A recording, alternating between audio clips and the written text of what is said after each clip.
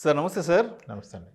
రాంప్రసాద్ గారు, గత 10 సంవత్సరాలుగా ఒక ఎల్ఐసి పాలసీ కడుతూ వస్తున్న ఒక వ్యక్తి ఒక 3 సంవత్సరాల నుంచి మ్యూచువల్ ఫండ్స్లో కూడా ఇన్వెస్ట్మెంట్ చేయడం స్టార్ట్ చేశాడు. అంటే ఆల్రెడీ లాస్ట్ 10 ఇయర్స్ నుంచి ఎల్ఐసి పాలసీ కడుతున్నాడు, అది కంటిన్యూ అవుతుంది. మళ్ళా అదనంగా ఒక 3 ఇయర్స్ నుంచి మ్యూచువల్ ఫండ్స్లో కూడా ఇన్వెస్ట్ చేస్తున్నాడు. సరే, దీంట్లో వస్తున్న రిటర్న్స్ని కంపేర్ చేసుకున్నాడు. సో తనకు వస్తున్న రిటర్న్స్లో మ్యూచువల్ ఫండ్ రిటర్న్స్ అనేది చాలా బెటర్మెంట్ అనిపించింది. ఆల్రెడీ ఎల్ఐసి పాలసీ కూడా కంటిన్యూలోనే ఉంది. మరి ఈ రిటర్న్స్ని కంపేర్ చేసుకొని ఆ ఎల్ఐసి పాలసీని ఆపేసుకొని ఆ అమౌంట్ని కూడా తీసుకొని వచ్చి మ్యూచువల్ ఫండ్స్లోకి డైవర్ట్ చేసుకోవడం అనేది కరెక్ట్ అంటారా? అంటే అలా చేయడానికి పాసిబిలిటీ ఉందా? ఇదంతా మన చేతిలో పని కదా, కానీ అది కరెక్ట్ అని చెప్పలేం. ఫస్ట్ ఆఫ్ ఆల్, ఒక వ్యక్తికి ఇన్వెస్ట్మెంట్ కాదు ఇంపార్టెంట్, ఇన్సూరెన్స్. ఎల్ఐసిలో మీకు ఆ ఇన్సూరెన్స్ ఉంది. మీ మ్యూచువల్ ఫండ్లో ఇన్సూరెన్స్ ఎక్కడిది? ఇన్సూరెన్స్ లేని పక్షంలో రేపు వ్యక్తికి ఏమన్నా అయితే ఇన్వెస్ట్మెంట్ ఆగిపోతుంది కదా, ఆబ్వియస్లీ. సో రిటర్న్స్ కొరకు ఇన్సూరెన్స్ పాలసీ కాదు, ఇన్సూరెన్స్ కొరకు ఇన్సూరెన్స్ పాలసీ. సో మీరు చెప్పిన సినారియోని ఇంకా నేను బెటర్మెంట్ చేస్తాను. విత్ అన్ ఎగ్జాంపుల్ చెప్దాం. ఓకే, 24 ఏళ్ళకి ఒక వ్యక్తి ఉద్యోగం ఎక్కాడు, మంచి ఉద్యోగం ఎక్కాడు ఆ రోజే. సో అతను సంవత్సరానికి ₹1,00,000 పాలసీ కట్టడం మొదలెట్టాడు. ఎందుకంటే అతని ఫస్ట్ జీతంలోనే ఇతను ఇన్కమ్ ట్యాక్స్ ల్యాబ్లో ఉంటే డెఫినెట్గా పాలసీ కట్టేస్తారు. ఎవరైనా అందరం చేసినవే ఈ ఎల్ఐసి జీవనానంద పాలసీ తీసుకున్నారు. సంవత్సరానికి ₹1,00,000 20 ఏళ్ళుగా కడతాడు. 20 లక్షలు కడితే 40 లక్షలు మెచ్యూరిటీ వస్తుంది. ప్యారలల్గా ఆయనకి డే 1 నుంచి 20 లక్షల లైఫ్ ఇన్సూరెన్స్ కవర్ ఉంటుంది. అమెన్షూర్డ్ 20 లక్షలు కాబట్టి 20 లక్షలు కవరేజ్ ఉంటుంది కదా. ఇప్పుడు ఆయన 1 నెల కట్టి చనిపోయినా 20 లక్షలు వస్తుంది, 1 ఇయర్లో పోయినా 20 లక్షలు వస్తుంది. ఆ ఫీచర్ మనకు మ్యూచువల్ ఫండ్స్లో ఉండదు. సో ఎప్పుడైతే మీ లైఫ్లో ఇన్సూరెన్స్ని కరెక్ట్గా అడ్రస్ చేస్తారో అప్పటి వరకు మీకు ఆ పాలసీని ఆపాలనే థాట్ కూడా రాకూడదు. ఇప్పుడు ఇదే వ్యక్తి 34 వయసుకు వచ్చి 34 ఏళ్ళ వయసు వచ్చే నాటికి ఒక 2 కోట్లు టర్మ్ ఇన్సూరెన్స్ తీసుకున్నారనుకోండి, 2 crores. అప్పుడు ఇంకా ఎల్ఐసిలో ఆయనకి ఇన్సూరెన్స్తో సంబంధం లేదు కదా. ఎందుకంటే 2 కోట్ల ఇన్సూరెన్స్ ఇక్కడ ఉన్నాక అక్కడ 20 లక్షల ఇన్సూరెన్స్ గురించి ఈయన మాట్లాడాల్సిన అవసరం లేదు. అప్పుడు ఈమె కన్సిడర్ దట్. ఎందుకంటే ఇప్పుడు బాగా అవేర్నెస్ పెరిగిపోయి సిఏజిఆర్ క్యాలిక్యులేటర్ వేస్తున్నారు కదా, అలా వేస్తే జీవనానంద్ 5% ఇస్తుంది, లేదా స్లైట్లీ కొంచెం తక్కువ ఇస్తుంది. సో 5% రిటర్న్ కొరకు ఎందుకు ఇన్వెస్ట్ చేయాలి?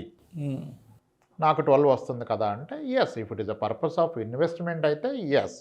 కానీ ఇన్సూరెన్స్ పర్పస్ అక్కడ దాని మీద డిపెండెన్సీ లేదని ఫస్ట్ ప్రూవ్ చేయాలి. ఓకే, అప్పుడు మీరు తీసుకోవచ్చు.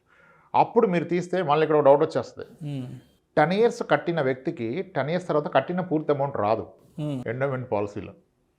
ఓకే, ఒక ఎల్ఐసీనే కాదు, ఏ కంపెనీ అయినా.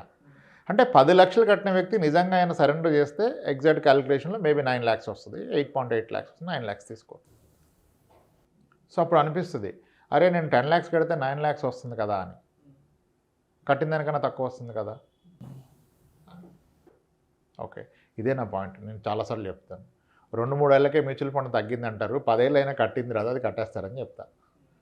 ఓకే, సో మరి అప్పుడు లాస్ కదా అంటే, లాస్ అయినా సరే మీకంటూ ఇన్సూరెన్స్ ఉంటే నేనైతే పర్సనల్ వ్యూ తీసేయచ్చు అని చెప్తాను. ఎందుకు?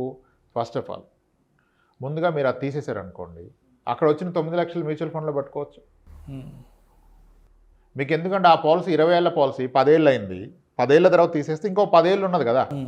ఒకవేళ అప్పటిదాకా మీరు కట్టడం చేస్తే మీకు 40 లక్షలు వస్తుంది. ఇప్పుడు ఒకసారి ఆలోచించండి, సన్నగా దాన్ని కట్టడం ఆపేశారు, ఆ 9 లక్షలు తీసుకొచ్చి మ్యూచువల్ ఫండ్లో లంసం పెట్టేశారు. మ్యూచువల్ ఫండ్స్ కన్జర్వేటివ్గా 12 to 15% అనుకుంటాం కదా. ఇన్ కేస్ 15 అనుకుంటే, కాస్త 15 అనుకుందాం, కాస్త హైయర్ సైడ్. 15% అంటే 5 yearsలో డబుల్ అవుద్ది కదా, రూల్ ఆఫ్ 72. సో 9 లక్షలు పెడితే నెక్స్ట్ 5 ఏళ్లలో 18 లక్షలు అవుద్ది, ఇంకొక 5 yearsలో 36 లక్షలు అయిపోయింది. అంటే ఆ పాలసీని కంటిన్యూ చేసి ఫర్దర్ అన్ని 10 years కడితే ఎంత వస్తుందో ఇక్కడ ఆపేసిన అంత వచ్చేస్తుంది. First point. మరి అది ఆపటం వలన దానికి ఫర్దర్ కడుతున్న ప్రీమియమ్స్ మిగిలిపోయాయి కదా. సంవత్సరానికి ₹1,00,000. ఆ సంవత్సరానికి ₹1,00,000 ఇక్కడ ఈ 10 ఏళ్ల పాటు కడితే ఎస్ఐపి ద్వారానో ఇయర్లీ 1,00,000, ఇది ఒక 15 లక్షలు అవుతుంది. ఈ 15 ప్లస్ 38 గట్టిగా దానికంటే చాలా ఎక్కువ వస్తుంది. అయితే ఈ స్పెసిఫిక్ జీవనాన్ని పాలసీలో మెచ్యూరిటీ తర్వాత కూడా ఇన్సూరెన్స్ కవర్ ఉంటుంది. అదొక వాదన వచ్చేస్తుంది. సరే అది ఎప్పుడు పోయినా 20 లక్షలు వస్తుంది కదా అని. ఓకే, ఆ పాయింట్ కరెక్టే, కానీ ఎప్పుడు పోయినా 20,000, ఈరోజు పోతే వచ్చి 20,000. ఇప్పుడు నేను 80 ఏళ్ళకి పోతే 20 వస్తే 20 దేనికైనా పనికి వస్తుందా? దానికి మీనింగే లేదు. అంటే 2 కోట్ల టర్మ్ ఇన్సూరెన్స్ ఉన్న వ్యక్తికి. సో ఇక్కడ ఓవరాల్ స్టోరీలో ఈ ఎల్ఐసి పాలసీ రాంగ్ అని చెప్పే ప్రసక్తే లేదు. ఎందుకంటే ఎవరికైతే ఇన్కమ్ ఎలిజిబిలిటీ ఉంటుందో వాళ్ళకే టర్మ్ ఇన్సూరెన్స్ వస్తుంది. అది లేని వ్యక్తి టర్మ్ రాదు కదా. అప్పుడు ఆప్షన్ ఎల్ఐసి పాలసీయే. ఇప్పుడు ఒక రిక్షా పుల్లరు ఉన్నారు, లేదా ఏదో ఊర్లో స్కిల్ జాబ్ చేసుకుంటారు, రోజుకి 800, ₹1,000 సంపాదిస్తాడు. ఆయన ఐటీఆర్ ఫైల్ చేయడు కదా, అతనికి టర్మ్ ఇన్సూరెన్స్ రాదు. ఆ వ్యక్తికి 10 లక్షల పాలసీ ఆర్ 20 లక్షల పాలసీ ఎల్ఐసిలో ఉంటే నిజానికి రిస్క్ జరిగితే ఆ 20 లక్షలు ఆ ఫ్యామిలీని నిలబెట్టగలుగుతుంది. కానీ 10 లక్షలు 20 లక్షల ప్యాకేజ్ ఉన్న వ్యక్తికి ఇతను పోతే 20 లక్షలు వస్తే ఎలా నిలబడుతుంది ఫ్యామిలీ? లేదు. సో అందుకనే ఏది కూడాను ఇన్వెస్ట్మెంట్స్లో బ్యాడ్ అనేది లేదు. All the investments are good only. But the question గుడ్డా బ్యాడా కాదు, ఏది నీకు రైట్. ఒక ఫార్మసీలో ఉన్న మెడిసిన్ అంతా good medicine, there is nothing called a bad medicine. But ఏ మెడిసిన్ వేసుకోవాలి? అది మనం ఐడెంటిఫై చేసుకోగలిగాం. జబ్బు తెలిస్తే వేసుకోవాలి, అది కూడా ఆ రిక్వైర్డ్ డోసేజ్లో వేసుకోవాలి. ముందుగా మీరు డయాగ్నోస్ చేసుకొని మీ జబ్బు ఏదో గుర్తించి దానికి ఏ మెడిసిన్ అది వేసుకోవాలి. అన్ని మంచివే కదా, అన్ని గుడ్డే కదా అని వేసుకుంటే అవదాం. ఎలాగైతే మీ జబ్బుకి రైట్ మెడిసినో అలాగే మీ ఇన్వెస్ట్మెంట్స్ కూడా మీ రిక్వైర్మెంట్కి రైట్ ఇన్వెస్ట్మెంట్ కావాలి. అందరూ తీసుకున్నారని తీసుకోవద్దు. అలా అని ఇప్పుడు ఈ ఎల్ఐసి పాలసీ తీసుకున్న ఎవరు లేరు, అందరం ఒకప్పుడు తీసుకున్న వాళ్ళమే. మొదటి జీతంలో ఎల్ఐసినే తీసుకున్నాం. ఆ రోజు అది కరెక్టే. ఈ రోజు కూడా రాంగా అంటే ఇప్పుడు భారీ ఇన్కమ్ ఉంది, ఆ 20 లక్షలతో మనకు వచ్చేది ఏమీ లేదంటే అప్పుడు ఈ రోజుకి గ్రో కాలేదు కెరీర్లో అంటే అది ఉంచుకోవాల్సిందే. అలా. సో ఇక్కడ రైటా రాంగా కాదు, గుడ్డా బ్యాడా కాదు, బ్యాడా కాదు, రైట్ ఏది. అందరికీ ఒకటి రైట్ కాదు, ఒకరికి రైట్ అయింది ఇంకొకరికి రాంగ్ కావచ్చు. లోయర్ ఇన్కమ్ వాళ్ళకి అందరికీ ఒక అద్భుతమైన వరం అంటూ ఉందంటే ఎల్ఐసి పాలసీ. ఆబ్వియస్లీ. ఎందుకంటే ఆ 5 లక్షల ఇన్సూరెన్స్ కవర్ కూడా ఒక ఫ్యామిలీని నిలబెడుతుంది. కానీ ఆల్రెడీ నేనే నెలకు 1,00,000 సంపాదిస్తున్నా అంటే ప్రాబ్లీ అప్పుడు అది రైట్ కాదు. ఎస్ సార్, అలా ఆలోచించుకోవాలి. ఇట్స్ కంప్లీట్లీ నో చెప్పేది లేదు, ఎస్ చెప్పేది లేదు. ఇప్పుడు మనం చెప్పిందని క్రాస్ చెక్ చేసుకోవాలి. మళ్ళీ దీని మీద కామెంట్స్ వద్దు. అంటే వస్తుందా 12 అంటే 15 వస్తుందా అంటే ఎల్ఐసిలోనే మ్యూచువల్ ఫండ్స్ ఉన్నాయి, ఎల్ఐసి మ్యూచువల్ ఫండ్స్.